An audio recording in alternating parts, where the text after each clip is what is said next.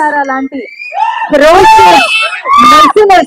ప్యూర్ఫుల్ character చేసిన తర్వాత అమ్మకి పెద్దపీట వేస్తూ మీరు అర్జున్ విశ్వనాథ్ గా ఈ సినిమాలో కనిపించడం అనేది టు బి ఆనెస్ట్ చాలా సర్ప్రైజింగ్ గా అనిపించింది. What made you accept this kind of story after Bimbisara? అంటే స్టోరీ అండి.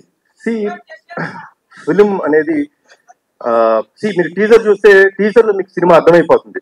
మేమేం దాచుకోవట్లేదు. We are ready and we want the audience to be prepared. Audience have come to a level. ఒక లెవెల్కి ఎలా వచ్చేసారంటే ఆడియన్స్ సిన్సియర్ గా మనం ఒక కథ చెప్తుంటే వాళ్ళు అంతే సిన్సియర్ గా మనకి ఆ లవ్ ఇస్తున్నారు. సో ఈ ఫిల్మ్ లో చాలా సిన్సియారిటీ ఉందండి, చాలా ఎమోషన్ ఉంది, చాలా సిన్సియారిటీ ఉంది, చాలా కమర్షియల్ ఎలిమెంట్స్ ఉన్నాయి.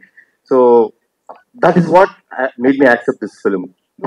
అండ్ మేము టీజర్ లో కొన్ని విజువల్స్ అది చూసినప్పుడే అర్థమవుతుంది మదర్ తో మీరు షేర్ చేసుకునే బాండింగ్ కానీ సీన్స్ కానీ చాలా చాలా బ్యూటిఫుల్ గా ఉండబోతున్నాయి అని చెప్పి. సో ఎప్పుడైనా విజయశాంతి మ్యామ్ తో కలిసి యాక్ట్ చేస్తున్న ఆ మూమెంట్స్ లో రియల్ లైఫ్ లో అమ్మతో స్పెండ్ చేసిన టైం కానీ ఆ మూమెంట్స్ కానీ గుర్తు రావడం అలా ఎప్పుడైనా జరిగింది ఆ మ్యాజికల్ మూమెంట్స్?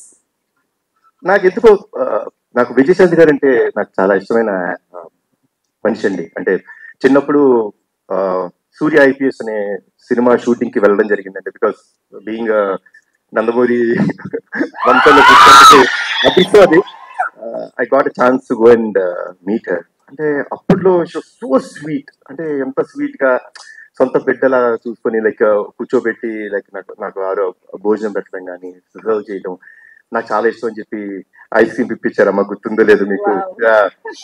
సో తీపి మూమెంట్స్ అండ్ మా బాబాయ్ కాంబినేషన్ అయితే చెప్పాల్సిన అవసరం చెప్తాను.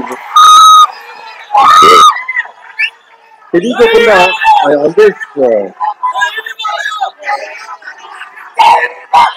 ఐ హ్యాడ్ ఫస్ట్ డే ఆవిడ కలిసినప్పుడు చాలా సంవత్సరాల తర్వాత పూజా సెరమనీలో కలిసినప్పుడే తెలీదు కనెక్షన్, దానికి ఏమీ లేదు.